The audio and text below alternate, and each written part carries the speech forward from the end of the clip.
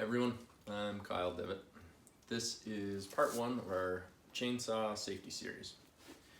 Now, the other day I went outside and I heard chainsaws in 3 different directions that I don't usually hear. And so I thought to myself that there's probably a lot of people at home using chainsaws that don't usually. And that told me that perhaps a lot of those people don't have any real safety training. And one of my neighbors said, let's try to avoid doing things that further overwhelm the medical system right now, because as everyone is aware, the world is in a pretty strange state of affairs right now. So that being said, this is in no way any kind of certification or licensure from watching any of these videos. Also, if you find them helpful, please tune in again and follow us for more helpful tips on all sorts of different things. So every industry that involves chainsaw use has different criteria. They have different requirements for PPE, different techniques that they approve of for chainsaw usage. So the reasons you might consider giving some credibility to my opinion: I've been a commercial timber faller in Northwest Oregon and a wildland firefighter where we cut miles and miles of fire line and hazard trees. And for the last 15 years, I've been running my own tree removal service, cutting trees around houses and other valuable assets, roads, power lines, all kinds of things. That being said, I am not an arborist. None of these things will be geared towards anyone that is interested in being an arborist, and you should seek counsel elsewhere for that sort of thing.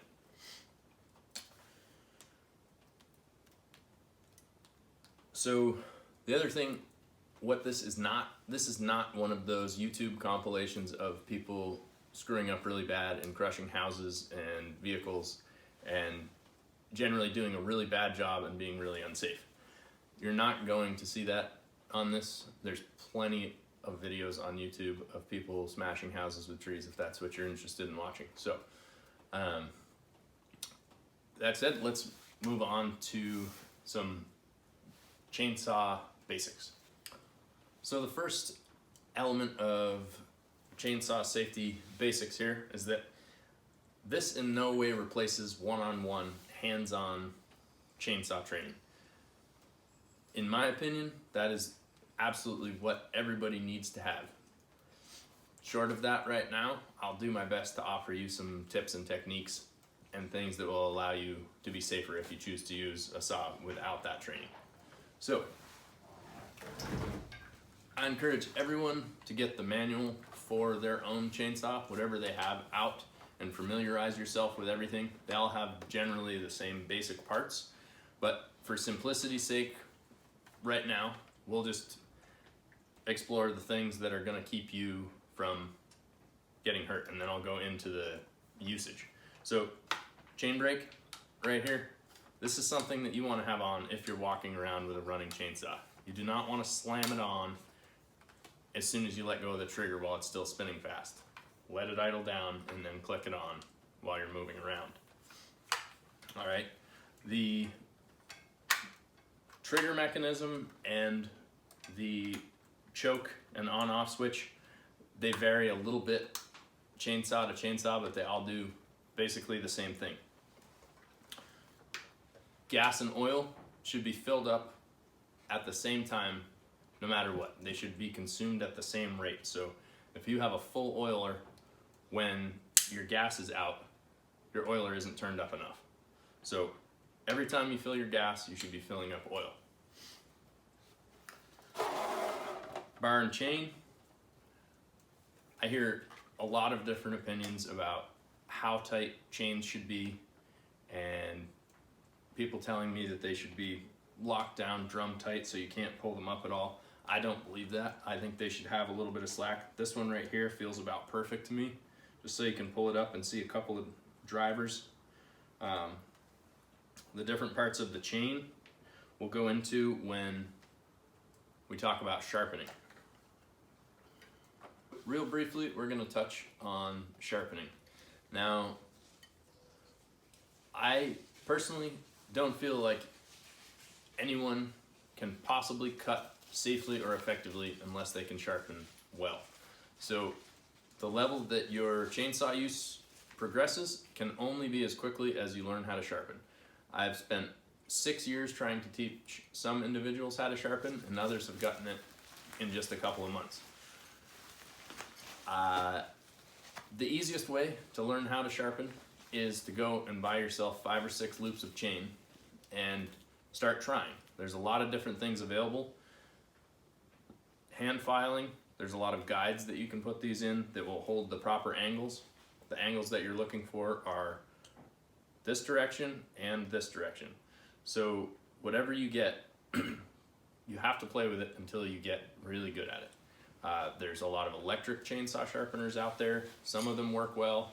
The really nice ones work extremely well, but they're very expensive. So we can perhaps do a sharpening video, depending on the feedback we get from this one. We could do a sharpening only video.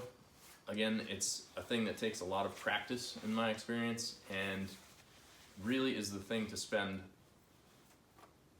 a significant amount of time on up front, because all of the techniques and things that I'm going to show you are not going to be easily achievable or even possible unless you can effectively sharpen your saw. All right, next we're going to talk about PPE.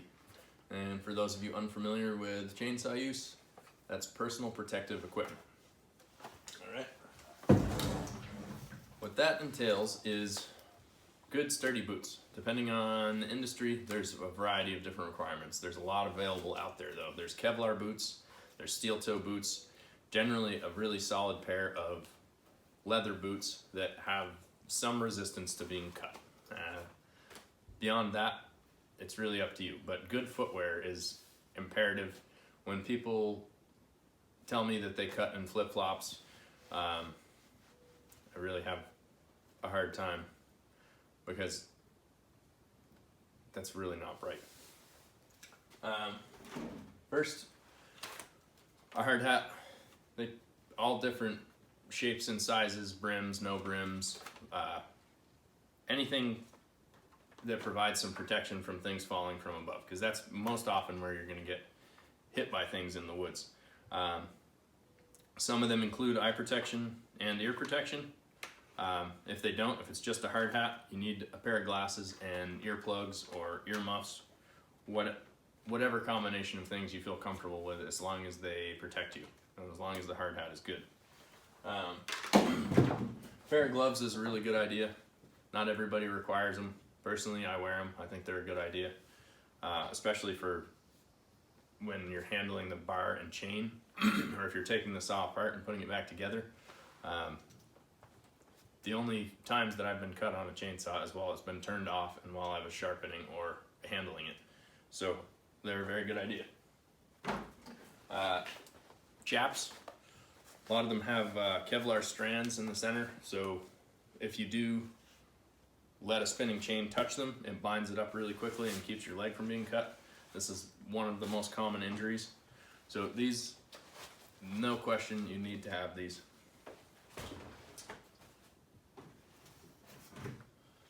All right, next we'll talk about the tools that you're gonna need. So, a good falling axe. Personally, I like a short one so that I can keep it with me easily. It doesn't get in the way. Somewhere between 2 and 5 pound head with a nice wide flat surface on the back for pounding wedges. That's really key. Nothing with a skinny tapered back. We'll get to why you need this and how it's useful later on, but have one of these. A good wedge belt, way to carry wedges around with you. A nice variety depending on the size of wood that you're cutting. Even when you're just bucking, having wedges with you is key. Keep you from getting hung up. Scrench, it's a screwdriver for the chain tensioner and takes your bar nuts on and off. Handy for a variety of other things also.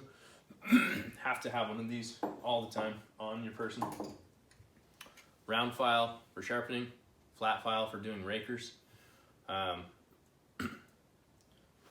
Handles are a good idea. You don't have to have them, but it kind of hurts your hand to sharpen without a handle.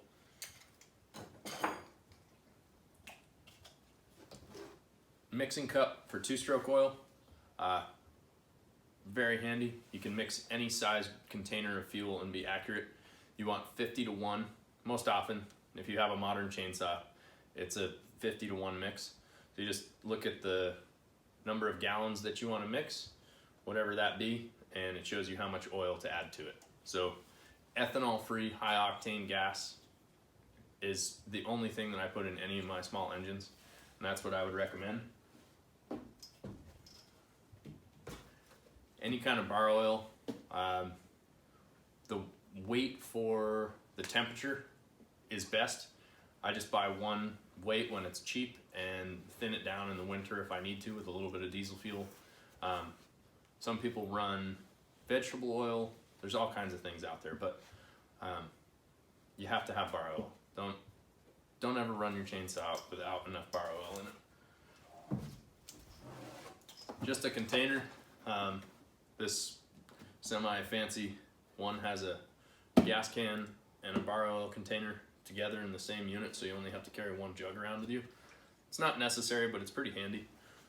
Nice to have them both together.